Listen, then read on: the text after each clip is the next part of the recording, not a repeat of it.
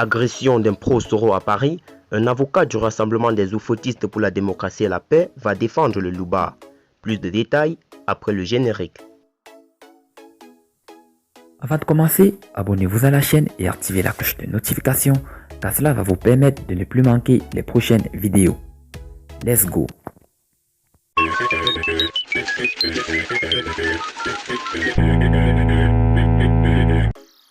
Un avocat du Rassemblement des oufoutistes pour la démocratie et la paix a été mis à la disposition du Louba, Touré Isiaka, suite à l'agression du pro-Soro, alors qu'Adjoumani avait juré de ne pas le connaître.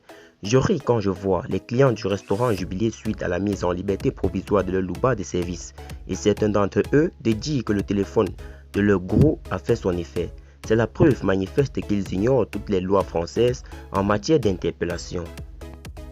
Ils pensent naïvement que les choses se passent en France comme cela se passe en Côte d'Ivoire, où après votre interpellation, on vous met en garde à vue pendant 72 heures et sans aucun jugement, on vous conduit à la maison d'arrêt de correction d'Abidjan, où vous serez jugé que 2 ou 3 ans après. Ce sont dans les républiques bannières où l'état de droit n'existe pas que l'on procède ainsi. En France, état de droit c'est différent. Après 48 heures ou pire des cas 72 heures, après votre audition par la police dans les situations présentes, vous êtes libéré et mis sous surveillance jusqu'à ce que vous soyez convoqué par un juge pour vous entendre. C'est après votre procès que vous serez soit jeté en prison, soit libéré selon le cas.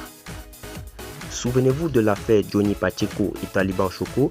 C'est plusieurs semaines après l'agression de Pacheco que Taliban Choco, que ce dernier a été interpellé et libéré pour ensuite être convoqué, jugé et mis en prison. Je vous informe en ce moment, il est en prison depuis près de 2 ans et abandonné de tous. Pendant ce temps, Johnny Pacheco est devenu le chouchou de ceux à cause de qui Taliban Choco a porté la main aux cyberactivistes. Concernant l'affaire Ibra et le Louba, l'affaire ne fait que commencer.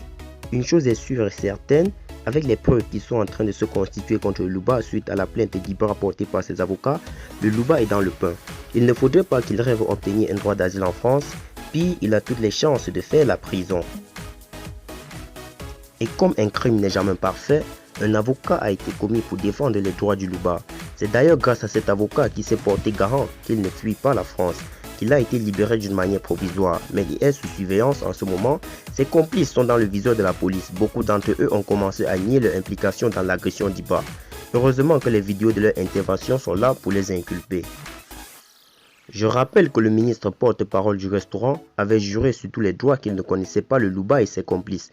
Pourquoi alors c'est un cadre de ce parti qui annonce fièrement la mise à disposition du Louba d'un avocat? Et aux frais de qui cet avocat sera payé? Bien évidemment aux frais de l'État puisque le restaurant est un parti État.